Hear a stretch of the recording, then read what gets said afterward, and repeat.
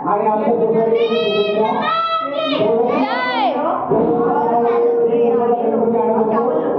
यावर्षी रीतीने आपण बालांची स्थापना आपली त्यानंतर आज आपण